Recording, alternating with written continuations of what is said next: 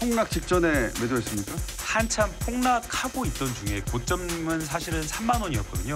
그래서 이미 한참 폭락하고 있었던 시점에 매도를 했고요. 사실관계가 다른 거예요? 예, 그래서 만약에 미공개 정보를 이용해서 팔았다라고 한다면 고점에서 팔았어야 됐는데 내부자 정보 취득한 적 없습니까? 없습니다. 절대 없고요. 만약 내부자 정보를 취득하려고 한다면 가상화폐 관계자, 핵심 관계자라든가 그 업계의 말단에 있는 사람하고도 한 번도 만난 적이 없어요. 아예. 네. 예. 근데 왜 하필 위믹스입니까? 가상화폐가 발행하는 회사가 되게 실체가 없거나 페이퍼 회사인 경우가 많습니다. 그런데 위믹스 같은 경우에는 상장사인 그 아주 대형 회사인 위메이드가 발행한 코인이었기 때문에 신뢰도가 높다라고 저는 판단했기 때문에. 민주당 김남국 의원의 가상화폐 투자와 관련해서 논란이 사그라들 기미가 없는 것 같습니다. 여야 논쟁이 계속해서 불이 붙는데요. 이 부분 좀 살펴보겠습니다. 민지숙 기자, 우리가 도입에 김남국 의원의 목소리를 잠깐 들어봤어요. 네. 오늘 한 유튜브 방송 출연해서 자신과 관련한 의혹 조목조목 반박을 했죠. 맞습니다. 일단 이 내돈 내산, 내 돈으로 내가 투자했다 이 점을 적극 해명했습니다. 주식 투자에서 불린 돈 6억 원 전세금으로 썼다가 전세 만기가 됐을 때 코인에 투자를 한 거다. 외부에서 돈을 받은 것은 전혀 없다. 자신은 월세살이를 하면서 투자를 했다. 이렇게 해명을 했습니다. 아하. 외부 자금이 연관된 게 없으니까 문제가 될 게 없다라는 주장인데요. 또 일각에서 이 내부자 정보를 받아서 해당 코인에 투자한 거 아니냐 이런 지적에 대해서는 한창 본인이 이 코인 폭락 시점에 매도를 했다. 내부 정보를 알았다면 그 시점에 팔 리가 없다. 이렇게 적극 해명했습니다. 김진일 변호사, 특히나 보면 과연 무슨 돈으로 이 코인을 샀냐 이런 의문이 가장 많은데 해명을 들어보면 주식 팔아서 이 돈 가지고 코인 샀다 이런 얘기 아니에요?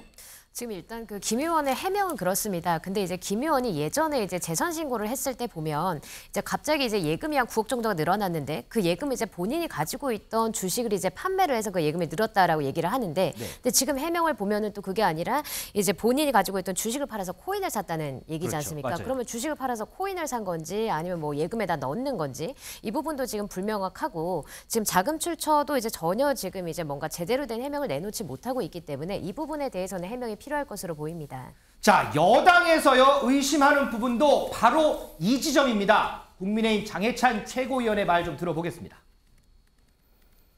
9억이라는 투자 자금에 대해서도 주식을 판 돈으로 했다고 했는데 그게 왜 예금으로 갔는지에 대해서 구체적인 소명이 안 나오고 있기 때문에 계속해서 말이 꼬이고 있기 때문에 저는 이 65 코인 게이트가 상당히 여론을 많이 흔들 거라고 보고 있습니다.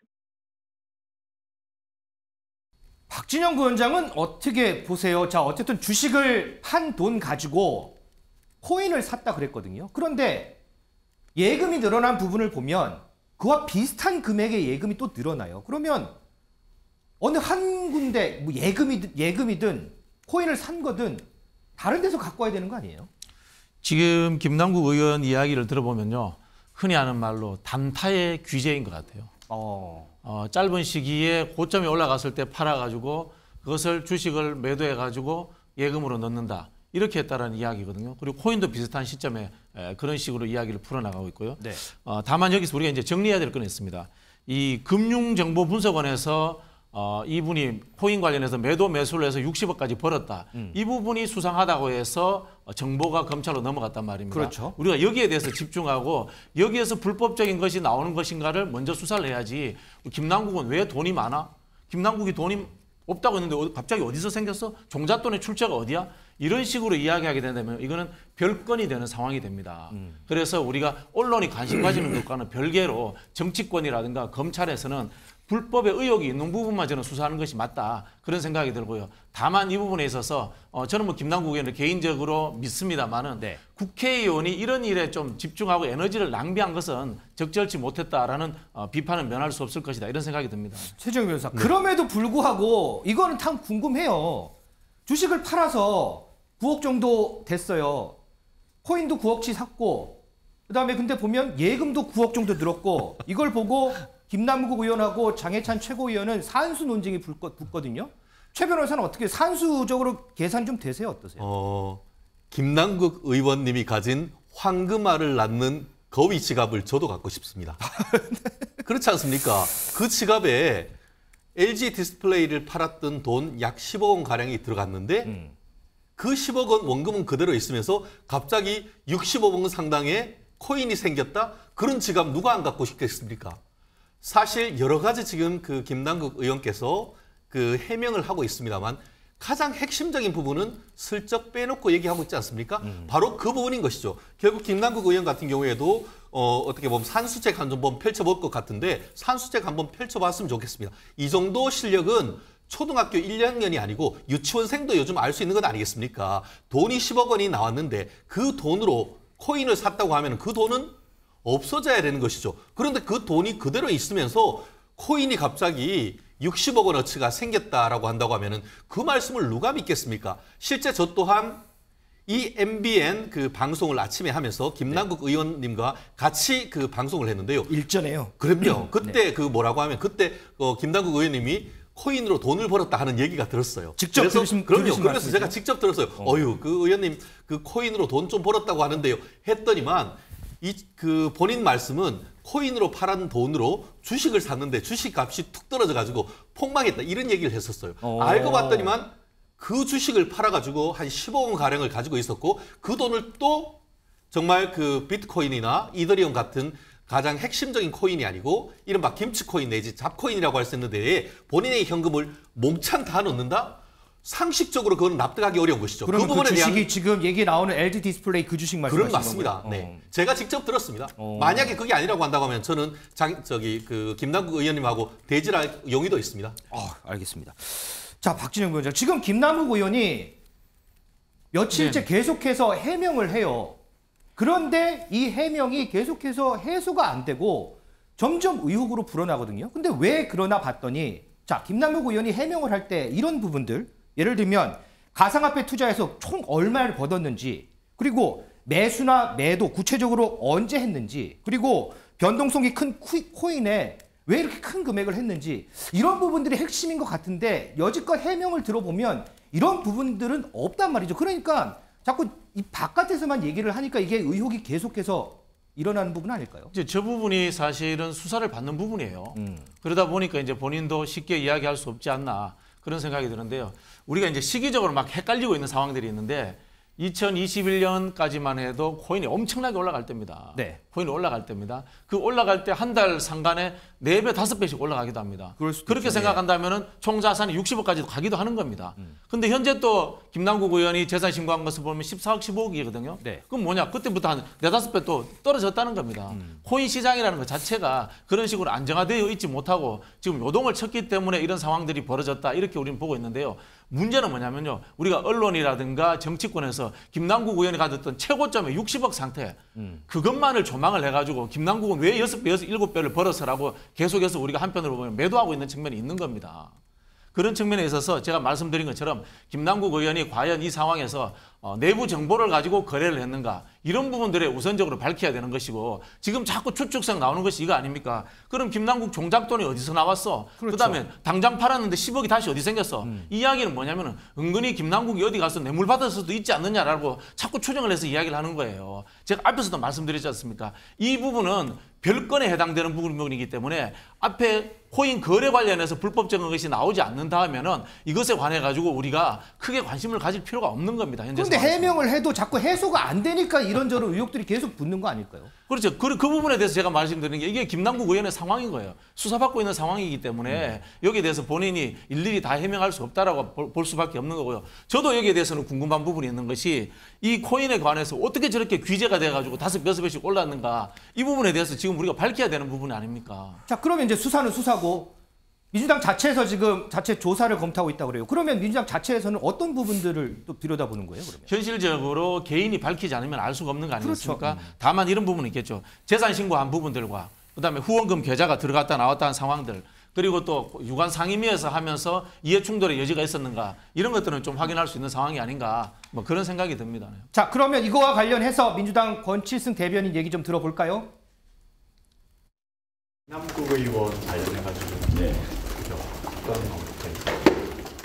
지금 본인으로부터 여러 가지 이제 그 소명을 당에서 듣고 있는 중이고요.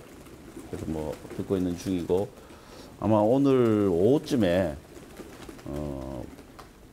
뭐 본인이 직접 해명하는 자리를 가질 것으로 알고 있습니다. 자, 권칠승 대변인의 어제 발언을 들어봤습니다. 뭐 오늘 오후쯤이니까 어제 오후쯤에 본인이 직접 해명하는 발언을 할 것이다라고 했는데 뭐 어제 오후에도 뭐 여러 가지들 뭐 해명한 부분들이 좀 있습니다. 자, 김진희 변호사. 그런데 국민의힘은 지금 김남국 의원을 국회 윤리위에 제소까지 했어요. 네, 그렇습니다. 이제 국민의힘 입장에서는 이제 아까부터 계속 말씀드린 이야기지만 그 김 의원의 그 종잣돈의 출처가 어떻게 되는지, 그다음에 어느 돈이 어디로 가서 어떻게 됐는지 지금 이제 자금 흐름에 대해서 전혀 밝혀지지 않고 있기 때문에 네. 이런 부분이 또 문제가 있다고 보고 있습니다. 그리고 추가적으로 뭐 이제 김 의원이 뭐 내부자 정보를 이용을 했는지, 그래서 뭐 그게 뭐 자본시장법 위반이 되는지 이런 어떤 법적인 것을 차치를 하더라도 이제 이렇게 행동하는 것이 과연 이제 옳은 것인가, 그다음에 이제 윤리강령에 맞는 것인가, 그리고 이렇게 지금 뭐 행동이 어떻게 보면 이제 뭐 법안도 이제 발의를 했잖아요. 관련 네. 법안을. 그렇기 때문에 이런 부분이 뭐 이해충돌 관련 여지가 있는지 이런 취지로 해서 윤리위에 제소를 했습니다. 자, 민지숙 기자, 지금 국민의힘이 윤리 제소한 거 이해충돌 가능성이 있다, 여지가 있다라고 하는데 네. 어떤 부분에서 이해충돌 가능성이 있는 건지 이거 설명을 좀 해주세요. 네, 이 가상화폐 과세 유예 법안 여기에 김 의원이 이름을 올렸는데 네. 만약에 유예되지 않았다면 김 의원 수익금의 20%를 넘게 세금으로 내야 하는 상황이었습니다. 그런 만큼 이해충돌 소지가 있다 이런 논란이 이뤄지고 있는 건데요. 일단 김 의원은 이게 특정인의 이득을 위한 것이 아니라 불특정 다수를 대상으로 했던 법률이기 때문에 이해충돌 방지법의 적용 예외 대상이다 이렇게 해명하고 있습니다. 또 법이 이렇다 하더라도 상식적으로 이 코인을 갖고 있는 사람이 이런 법안 발의하는 게 말이 되냐 이런 질문에 대해서는 똑같은 논리를 적용하면 집이 있는 사람은 부동산 관련 법안을 내면 안 되냐 이런 것으로 이렇게 반문을 하기도 했습니다. 김진희 변호사, 이 부분은 국민권익위원회에서도 살펴보고 있죠. 네, 맞습니다. 그 이해충돌 방지법에 따르면 이제 본인의 이해관계로 인해서 공정하고 청렴하게 이제 직무를 수행할 수 없을 때는 회피 신청을 해야 되는데 이렇게 이제 규정을 하고 있습니다. 근데 이제 방금 말씀드린 것처럼 지금 이제 김 의원 같은 경우에는 본인이 이렇게 가상화폐 자산을 보유를 하고 있으면서도 관련 법안에 이제 참여를 한 거기 때문에 본인이 이제 회피 신청을 했어야 되는 거 아닌가? 그다음에 이렇게 하는 게 입법권 남용이 아닌가? 그다음에 이런 부분이 이제 이해충돌은 없었는지 이러한 부분을 좀 살펴볼 예정입니다. 자, 최지영 변호사, 보면 이제 국회의원 같은 경우에는 주식 같은 경우에는 이제 백지 신탁제도 운영을 하고 있잖아요. 그런데 이제 코인은 빠졌어요. 그렇다 그러더라도 이렇게 수십억 원 정도가 되면 이거는 좀 얘기가 좀 다른 부분 아닐까요? 사실 민주당이 박근혜 정부 때 우병우 민정수석에 대해서 법을 피해 다닌다고 이른바 법꾸라지라고 얘기했던 적이 있는데 그렇죠. 저는 이걸 보면서 이게 바로 법꾸라지의 모습이 아닌가 싶습니다. 문제가 생겼는데 문제가 얘기를 하면 그거에 대한 소명은 하지 않고 그것은 법에 저촉되지 않는다. 이런 식으로 우위한다는 것 자체가 국민을 우롱한다는 것이다라고 얘기를 하는 것이고요. 말씀드린 것처럼 나는 이것이 없다가 아니고 있지만 그것은 가상자산이기 때문에 신고 대상이 아니다. 한마디로 지금 불특정 다수인의 장막에 숨어서 나는 관계가 없다라는 식으로 해서 우회하려고 하는데 그렇게 할 것이 아닌 것 같습니다. 사실 김남국 의원이 누굽니까? 이른바 청년 정치인으로서 깨끗한 정치, 정말 나는 청렴하다라고 했던 그 누구보다 앞선 사람 아니겠습니까? 그렇다고 하면은 이 부분에선 밝혀야죠. 왜 이해충돌을 얘기하고 왜 부정부패를 얘기하죠? 아시다시피 가상자산이란 것은 추적이 굉장히 어렵기 때문에 부정부패의 가능성이 가장 높은 것 아니겠습니까? 그럼 왜 지난 정부에 있어서 이 부분에 대해서 법을 만들어지지 않았는가? 그 부분에 대한 반성을 하고 나부터 먼저 내놓는 그런 자세가 있어야 민주당이 어떤 반성하는 모습 아니겠습니까? 자, 이거 관련해서요. 국회에서 뭐 앞으로 좀 논의가 있을지 이 부분도 좀 지켜보도록 하고요. 민주당 돈봉투 의혹 사건 관련해서 조금만 좀 보겠습니다. 민지숙 기자, 한 차례 구속영장 기각됐던 강래구 씨요. 네. 이번에 구속이 됐네요. 맞습니다. 이 돈봉투 사건의 키맨이죠. 강 씨 어제 법원에서 영장 심사를 받고 결국 구속이 됐는데요. 어제 이 단독 보도된 내용에 따르면 이 강 씨가 검찰에 낸 휴대폰을 초기화해서 제출한 것으로 알려졌습니다. 이 검찰은 강 전 감사가 이 어플리케이션을 깔아서 휴대폰을 초기화한 단서를 잡은 것으로 파악이 됐는데요. 어제 영장 심사에서 강 감사는 이 검찰 측 청구 사유가 사실과는 다르다 이렇게 주장을 했지만 법원은 받아들이지 않았습니다. 자, 박지원 부원장, 이제 강래구 씨가 구속이 되면서 어쨌든 검찰은 이 강래구 씨의 신병을 확보했어요. 그러면서 이제 쏠리는 게 자, 송영일 전 대표 그리고 윤관석 의원, 이성만 의원 언제 소환하고 어떻게 조사할 건데 어떻게 좀 예상을 하세요? 저는 검찰에서 빨리 하는 게 맞다고 봐요. 빨리 하는 게 맞다.